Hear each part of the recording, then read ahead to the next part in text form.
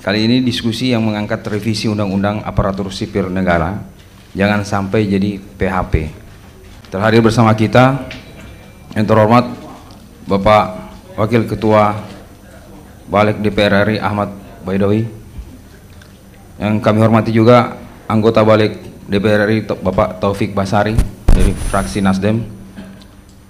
Rekan-rekan sekalian, tanpa memperpanjang waktu lagi, kita langsung saja ke Bapak Ahmad Baidowi untuk mengulas kira-kira apa yang akan dilakukan oleh DPR dalam hal ini DPR RI terutama, untuk bisa adalah peluang untuk saudara-saudara kita yang sampai saat ini masih menjadi tenaga honorer, terutama guru-guru di pelosok tanah air ini yang kita tahu bersama bahwa kinerja mereka sudah teruji.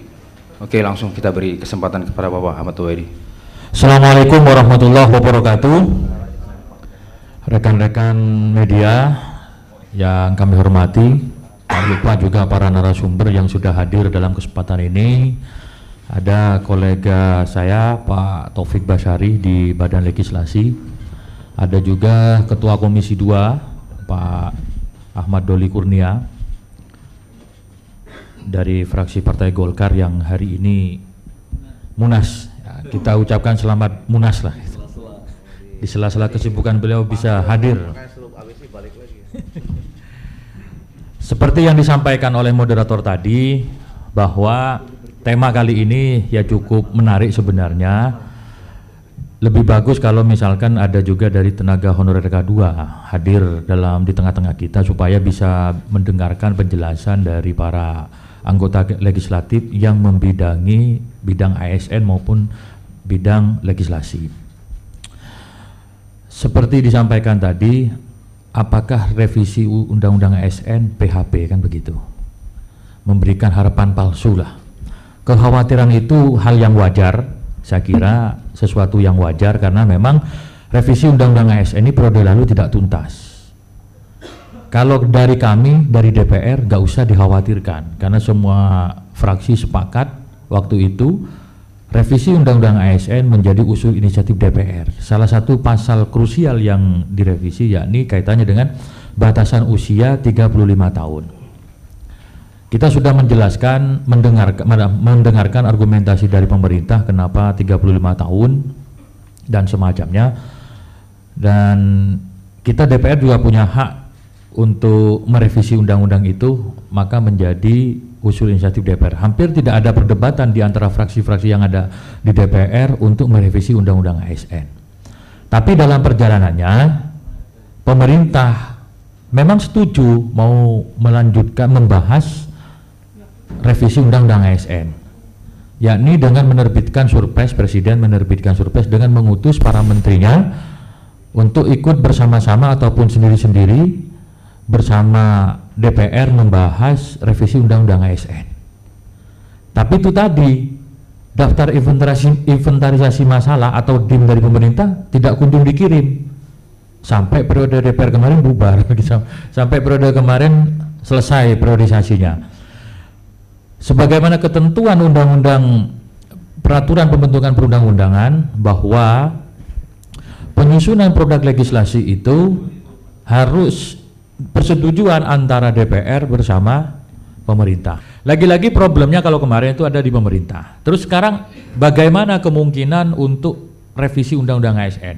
Kemungkinan itu sangat terbuka. Hari ini Badan Legislasi berencana menggelar rapat internal yang kebetulan jamnya bersamaan. Maka mungkin kami nanti lebih dulu mengakhiri forum ini, karena memang di Badan Legislasi sedang ada rapat terkait dengan penyusunan Prolegnas U20 2024. Nah, salah satu titik krusialnya ya rapat hari ini di DPR untuk memasukkan revisi Undang-Undang ASN menjadi Prolegnas, khususnya Prolegnas prioritas. Dan kita sudah menerima usulan dari Komisi 2 ditandatangani oleh Pak Doli, salah satunya diantaranya revisi Undang-Undang ASN diusulkan masuk Prolegnas. Kemarin di Badan Legislasi juga mengundang perwakilan dari tenaga honorer, diantaranya tuntutannya adalah bagaimana nasib honorer K2 itu untuk bisa diangkat menjadi PNS. Mereka terbentur ketentuan misalkan usia 35 tahun, sementara masa pengabdian mereka cukup panjang, cukup lama, tetapi ketika rekrutmen CPNS tidak ada privilege, tidak ada afirmasi untuk tenaga honorer yang sudah mengabdi cukup lama. Mereka disamakan dengan pendaftar yang baru. Maka kemudian pemerintah juga kemarin menyiasati dengan mengangkat yang namanya pegawai pemerintah dengan perjanjian kerja atau yang disebut P3K. Tapi itu lagi, P3K-nya juga terbuka untuk umum. Tidak ada misalkan, kan siapapun boleh itu yang mendaftar di P3K itu kemarin itu. Sementara tidak ada perlakuan khusus, perhatian khusus terhadap tenaga honorer K2 yang sudah mengabdi puluhan tahun. Nah, ini saya kira harus mendapat pengawalan dari kita semua, khususnya dari teman-teman tenaga honorer yang tanpa lelah terus berjuang menjalankan amanah dari teman-temannya di seluruh Indonesia, terus berkomunikasi dengan pimpinan fraksi, pimpinan DPR, bahkan saya beberapa kali hampir tiap hari di WA terus oleh Bu Nur Bait ini kapan-kapan.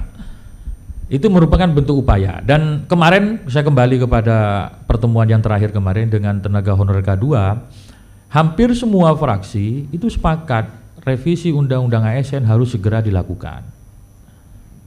Apakah itu nanti disepakati menjadi usul inisiatif DPR atau menjadi usul inisiatif pemerintah, kita belum lihat usulan dari pemerintah itu apa saja RUU yang diusulkan. Tapi kalau di DPR setidaknya Komisi 2 sudah mengusulkan, beberapa anggota fraksi juga memiliki semangat yang sama. Artinya kalau hanya menjadi usul inisiatif DPR itu perkara mudah. Sekarang bagaimana goodwill dari pemerintah untuk bisa melanjutkan ataupun merevisi Undang-Undang ASN. Itu aja yang perlu kita kawal, penuh penegasan dari pemerintah. Mudah-mudahan pemerintah memiliki keterbukaan, terbuka untuk masalah Undang-Undang ASN ini, mau merevisi bersama-sama, tidak seperti periode yang lalu. Mungkin itu saja dulu, sekedar pemancing diskusi, kurang lebihnya mohon maaf. Assalamualaikum warahmatullahi wabarakatuh. Waalaikumsalam warahmatullahi wabarakatuh. Oke, terima kasih. Assalamualaikum warahmatullahi wabarakatuh. Salam sejahtera untuk kita semua. Bertemu lagi di channel ini. Semoga kita semua senantiasa sehat, senantiasa dalam lindungan Allah Subhanahu wa Ta'ala, Tuhan yang Maha Kuasa, dan senantiasa sukses di dalam menjalankan aktivitas keseharian. Amin ya Allah ya Rabbal Alamin. Kawan-kawan sekalian, dalam video kali ini kita akan mereview hasil dari sidang paripurna DPR ya, terutama dalam konteks Prolegnas tahun 2022 tentang RUU perubahan Undang-Undang Nomor 5 Tahun 2014 tentang ASN. Nah, tadi sudah kita simak, itu adalah cuplikan dari apa yang disampaikan oleh Ketua DPR RI, kawan-kawan sekalian, di mana undang-undang atau RUU perubahan Undang-Undang Nomor 5 Tahun 2014 tentang ASN itu masuk Prolegnas tahun 2022, dan artinya itu akan menjadi bahasan DPR nanti pada tahun 2022 ini. Maknanya seperti itu ya, dalam konteks RUU perubahan undang-undang tadi.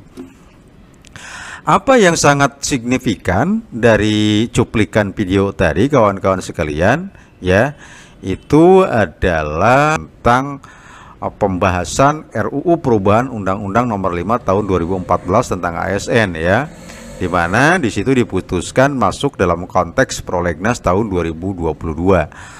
Kawan-kawan sekalian, ada yang sangat signifikan dari RUU perubahan Undang-Undang Nomor 5 Tahun 2014 tentang ASN tadi, dalam konteks hubungannya dengan tenaga honorer, PTT atau tenaga kontrak, kawan-kawan sekalian. Di mana di situ ada klausul ya.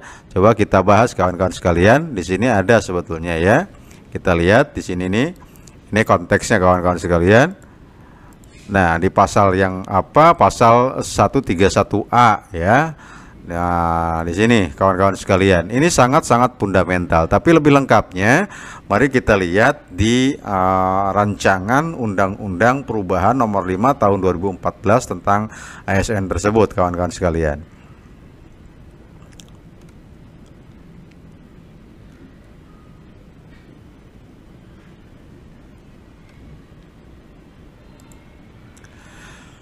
Nah, inilah kawan-kawan sekalian rancangan undang-undangnya ya.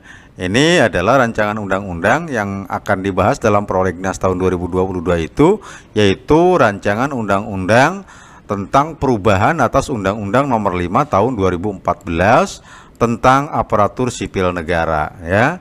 Ini ada yang sangat penting, memang panjang. Di sini kita lihat ya, ini undang-undangnya. Ini akan dibahas oleh DPR kawan-kawan sekalian. Mudah-mudahan saja ini menjadi kabar yang menggembirakan bagi kita ya. Nah, di mana dalam konteks ini ada sangat-sangat penting bagi kita di halaman berapa? Coba kita lihat kawan-kawan sekalian ya. Di sini sebentar kita lihat dulu. Nah, di sini kawan-kawan sekalian, kita lihat di pasal 131A kawan-kawan sekalian. Nih ya, di ayat 1-nya ternyata berbunyi tenaga honorer, pegawai tidak tetap, pegawai tetap non-PNS, dan tenaga kontrak yang bekerja terus-menerus dan diangkat berdasarkan surat keputusan yang dikeluarkan sampai dengan tanggal 15 Januari 2014 wajib diangkat menjadi PNS secara langsung dengan memperhatikan batas usia pensiun sebagaimana dimaksud dalam pasal 90.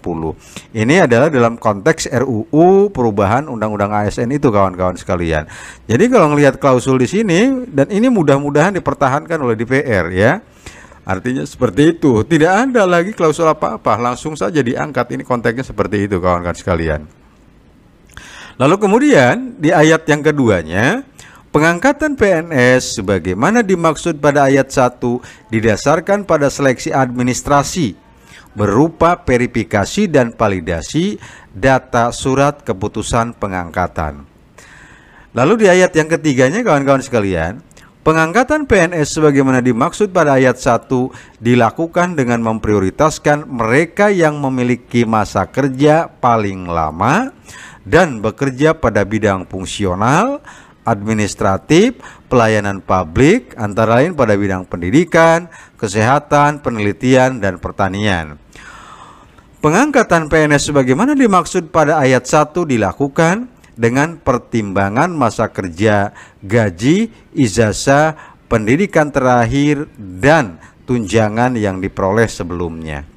Ayat yang 5-nya, tenaga honorer, pegawai tidak tetap, pegawai tetap non-PNS, dan tenaga kontrak diangkat menjadi PNS oleh pemerintah pusat. Di ayat 6-nya, ini klausulnya dalam konteks masih RUU kawan-kawan sekalian ya.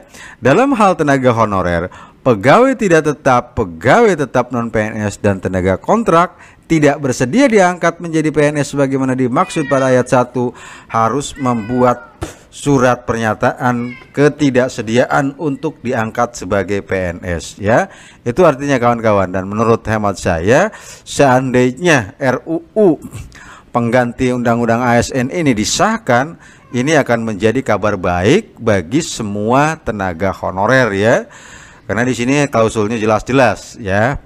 Nih, apalagi kalau kita lihat lagi di sini. Nah ya, di pasal 135A-nya ya, di RUU-nya itu ayat 1, pengangkatan tenaga honorer, pegawai tidak tetap, pegawai tetap non-PNS, dan tenaga kontrak menjadi PNS sebagaimana dimaksud dalam pasal 131A ayat 1 dimulai 6 bulan dan paling lama 3 tahun setelah undang-undang ini diundangkan. Maka Mas ya, ini tentu saja kalau ini sampai disahkan oleh DPR menjadi undang-undang kawan-kawan sekalian, maka harapan kita semua tentunya ya akan menjadi bukan hanya menjadi angan-angan, tetapi akan menjadi kenyataan yang sangat kita harapkan kalau ini betul-betul disahkan menjadi undang-undang. Mudah-mudahan kita dorong semua DPR dalam hal ini mengesahkan undang-undang tersebut kawan-kawan sekalian. Ini banyak sebetulnya ya undang-undangnya, kalau kita RUU-nya ini kalau kita lihat terdiri dari 19 halaman kawan-kawan sekalian ya. Ini tuh banyak sekali tuh, lihat di sini ya disahkannya RUU-nya, rancangannya kawan-kawan sekalian. Ya, ini bisa di-download di linknya DPR juga ada kawan-kawan sekalian ya.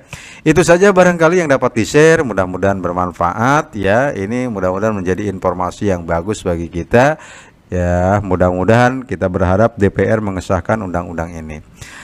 Demikian, wassalamualaikum warahmatullahi wabarakatuh.